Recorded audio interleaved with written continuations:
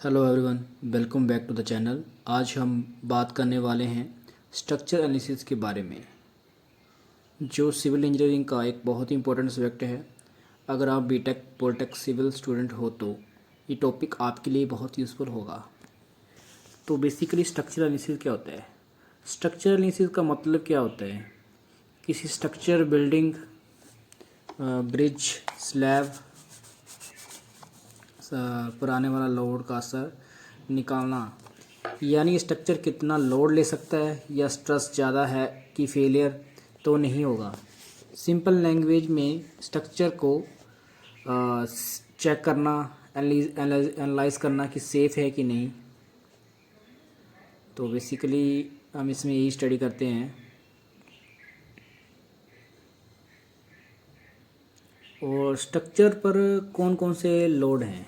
इसमें बेसिकली हमारे पास डेड लोड है, live load, wind load, earthquake load, इन सब को मिलाकर कैलकुलेशन होती है। तो डेड लोड में क्या आता है? डेड लोड स्ट्रक्चर का वो खुद वेट, जैसे बीम, स्लैब हो गया, वाल हो गया। लाइव लोड में क्या है? मैन हो गया, इंसान हो गया। फिर फर्नीचर का लोड आएगा, व्हीकल का जो चलता हुआ लोड होगा उसको बेंड लोड बोलेंगे। और जो लाइव लोड बोलेंगे। और बेंड लोड जैसे हवा का प्रेशर हो गया, उसको बोलेंगे बेंड लोड। अर्थक्वेक लोड से भूकंप के इसमें आने वाला सिस्मिक लोड जो होता है उसको बोलते हैं हम अर्थक्वेक लोड। तो so these are the three loads that are act on the structure. So this is ये wind load, this is seismic load and live load from human and dead load. Structure का अपना खुद भी load होता है अपना।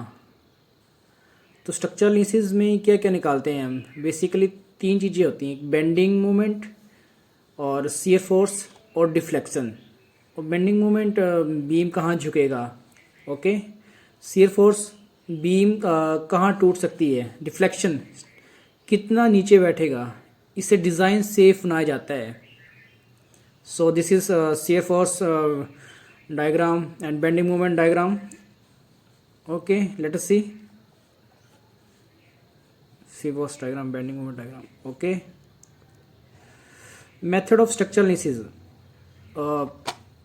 एक बार हमारे पास मैनुअल मेथड है जो बेसिक कैलकुलेशन सॉल्व होता है। Software method civil engineering student use करते हैं, जैसे ETAB, STAAD, SAFE. Software is accurate, results मिलते हैं यहाँ से। मतलब okay friends, this is STAAD, ETABS and SAFE software. और स्ट्रक्चरल एनालिसिस क्यों जरूरी है, हमें क्यों जरूरत पड़ती है स्ट्रक्चरल एनालिसिस की? क्यों जरूरत पड़ेगी हमें, मतलब एक सिविल इंजीनियरिंग को क्यों जरूरत पड़ती है स्ट्रक्चरल एनालिसिस? सो बिल्डिंग कोलैप्स नहीं होंगी अगर प्रॉपरली स्ट्रक्चरल एनालिसिस हुआ होगा और प्रॉपर लोड लगा होगा, seismic load, wind load, live load. और मटेरियल को बचाने के लिए सेफ डिज़ाइन हो इसका, ताकि हमारी बिल्डिंग जो है अर्थक्वेक रेजिस्टेंट बने।